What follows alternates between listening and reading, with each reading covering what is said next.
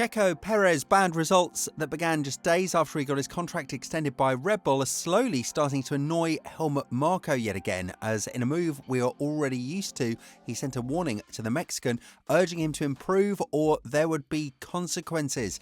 Red Bull Racing is known to cut short driver contracts, so could we see Perez leave prematurely?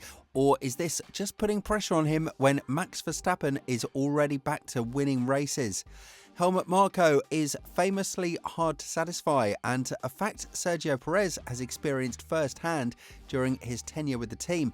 The Mexican driver will continue partnering with Max Verstappen at Red Bull until at least the end of the 2025 Formula One season, following the signing of a new contract. However, Perez's performance has been inconsistent since the contract extension. Following his sprint race podium finish in Miami, he's placed 4th, 8th and 8th, with retirements in Monaco and Canada between those last two results. Speaking to Austrian broadcaster OE24, Helmut Marko commented on Perez's latest performance at the Spanish Grand Prix, which was less than ideal compared to Max Verstappen's dominant drive to his 7th Grand Prix win of the season.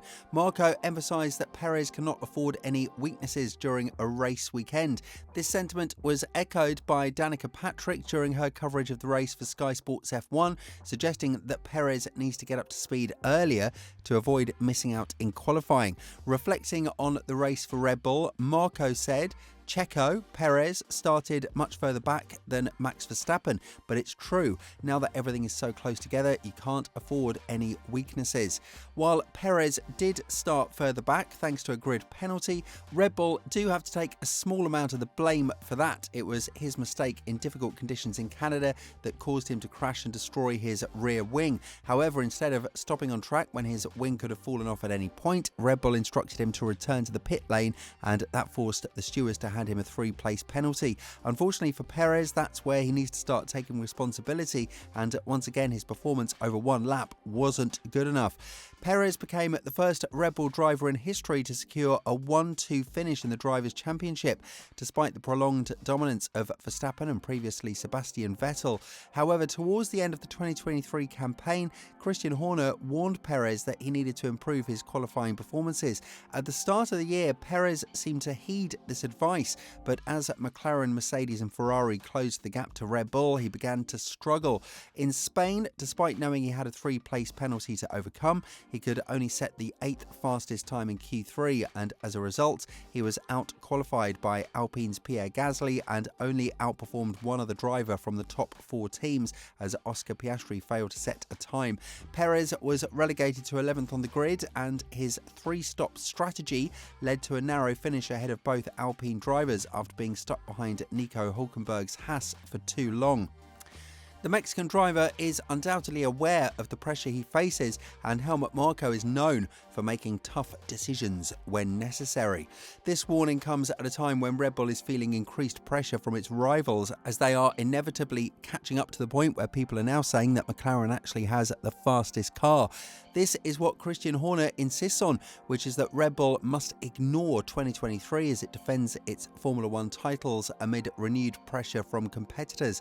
Last season, Red Bull won 21 out of 22 races, with the RB19 setting numerous records in both the Drivers' and Constructors' Championships, and Max Verstappen claiming 19 of those victories. In 2024, Verstappen has secured 7 wins from the first 10 races up to the Spanish Grand Prix. However, McLaren, Ferrari and now Mercedes have closed the gap to the RB20, with Red Bull facing struggles in car setup and reliability over recent races.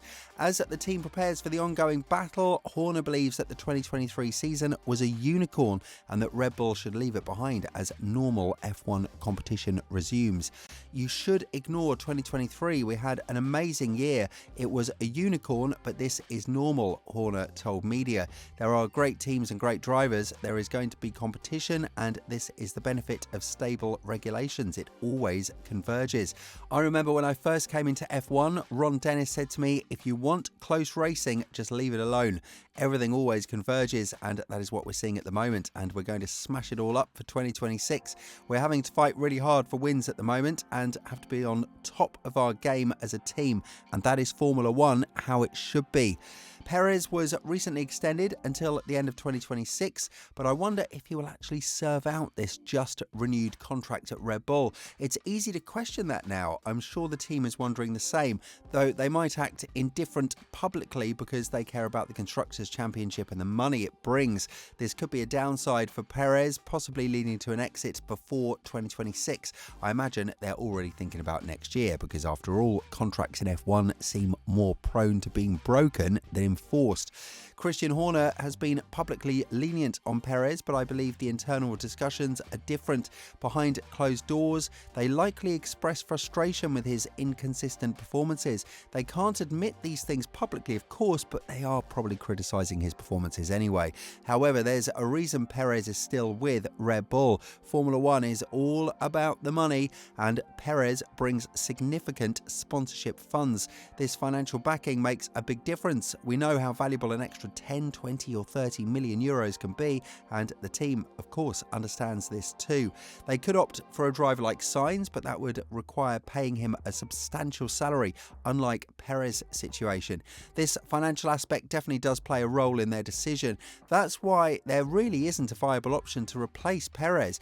Ultimately, Red Bull wants Lawson in the second seat, plus Marko made it clear that they're not interested in signing Sainz. Also, Red Bull wants Perez to be consistent enough not to threaten Max and, when required, play the team game as well. Sure, his performances are now a bit embarrassing, but that's what you get with a number 2 driver, which Perez is. When Perez dip happened last season, it took a long time to rectify, and if any kind of repeat is on the cards, Red Bull will pay a big price. Considering the Red Bull hierarchy was only semi-joking at times earlier this year that Perez's good form was because it was contract renewal time, and there does seem to be no obvious pressure to make a decision now, it would seem strange to make the commitment at this time. That context means the competitive reasons to keep Perez are now weaker than they were even a few weeks ago, which suggests Red Bull bosses believe the arguments for replacing him are even worse. Perez showed at the start of the season what he's capable of when Red Bull has a car advantage, but there's still a big question mark over whether his contribution can be big enough and consistent enough when multiple cars from rival teams are in the mix. Perhaps a return to more conventional tracks and circumstances is going to bring the best out of Red Bull again and help Perez get back to that early 2024 level in the process. Red Bull needs both of its drivers to be on their best form this season to win both championships, based on how McLaren and Ferrari are performing of late, unless Red Bull has something up its sleeve to re-establish the kind of car advantage we saw in 2023. But even then, Perez went missing at times, often when Verstappen was winning with ease. At the end of the day, the fact that Perez, at the age of 34, is now considered a pay driver marks a significant shift in the career narrative. And what's even worse is that Perez's recent performances have done little to counter this narrative. He currently sits 5th in the Drivers' Championship with just 111 points, a staggering 108 behind Verstappen. As Red Bull Racing looks to the future, the decision to retain Perez underlines the complex interplay between financial considerations and sporting ambition in Formula One. While Perez's presence ensures valuable sponsorship and financial stability, the stark contrast between his and Verstappen's performances continues to fuel debate about the true motivations behind his extended contract. Do you think Red Bull made a mistake extending his contract? Let us know down in the comments below. We'll see you very soon in the next video.